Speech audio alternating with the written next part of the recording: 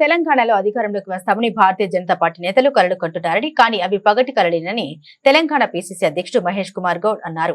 Delhi assembly ఎన్నికల ఫలితాలపై పలువురు తెలంగాణ బీజేపీ నేతలు స్పందిస్తూ తెలంగాణలోనూ అధికారంలోకి వస్తామని ధీమా వ్యక్తం చేశారు. వారి వ్యాఖ్యలపై మహేష్ కుమార్ గౌడ్ స్పందించారు. ఢిల్లీ ఎన్నికలు తెలంగాణ ఎన్నికలకు చాలా తేడా ఉంటుందని ఆయన అన్నారు. ఢిల్లీలో ఎన్నికల ఫలితాలను చూసి బీజేపీ నాయకులు ఆనందిస్తూ ఉన్నారని, కానీ మన రాష్ట్రంలో ఇప్పటికీ గెలవలేరన్నారు.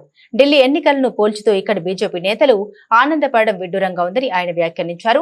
అరవింద్ కేజ్రీవాల్ స్వయంకృత అపరాధమే ఆమ్ ఆద్మీ పార్టీ ఓటమికి కారణమన్నారు. ఢిల్లీలో జరిగిన ఎన్నికల్ని చూసుకుని అక్కడ ఫలితాలను చూసుకుని బీజేపీ నాయకులు అమితానందపడుతూ ఉన్నారు. ఢిల్లీలో జరిగిన ఎన్నికల్ని తెలంగాణతో పోలుస్తూ ఉన్నారు. తెలంగాణ రాజకీయ రంగంలో ఎప్పటికి కూడా బీజేపీ అధికారంలోకి వచ్చేటువంటి అవకాశమే లేదు.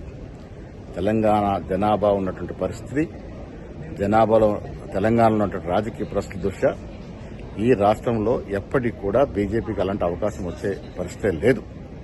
తెలంగాణలో కాంగ్రెస్ పార్టీ ఇస్తున్నటువంటి 6 గ్యారంటీలు, రైతు బంధు, రుణమాఫీ, ఇందిరమ్మ ఇల్లు, రేషన్ కార్డులు ఇవన్నీ కూడా ప్రజల గుండెల్లో ఇవాళ నానుతున్నటువంటి సందర్భాలు.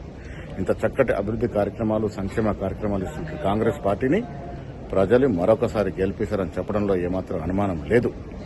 బీజేపీ నాయకులు కంటున్నట్టు పగటి కలలుగానే మిగిలిపోయే అవకాశం ఉంది. ఇక కేటీఆర్ పరిస్థితి బీజేపీని అభినందించలేక లోపట ఆనందపడుతూ ఆయనకైన ఊహాలోకంలో మాట్లాడుతూ ఉన్నాడు. కేటీఆర్ శకం ఈ రాష్ట్రంలో ముగిసింది. కాంగ్రెస్ పార్టీ ఇస్తున్నటువంటి సంక్షేమ అభివృద్ది ఫలాలు వచ్చే ఎన్నికల్లో కూడా మళ్లీ కాంగ్రెస్ పార్టీని అధికారంలోకి తీసుకొస్తాయి.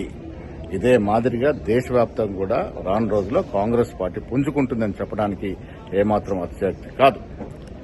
రాష్ట్రంలో ఉన్నటువంటి పరిస్థితులు, ఢిల్లీలో ఉన్నటువంటి పరిస్థితులు వేరు. దక్షిణ భారతంలో కర్ణాటక గాని తెలంగాణని కాంగ్రెస్ పార్టీని ఆదరించినారు, భవిష్యత్తులో ఆదరిస్తారు.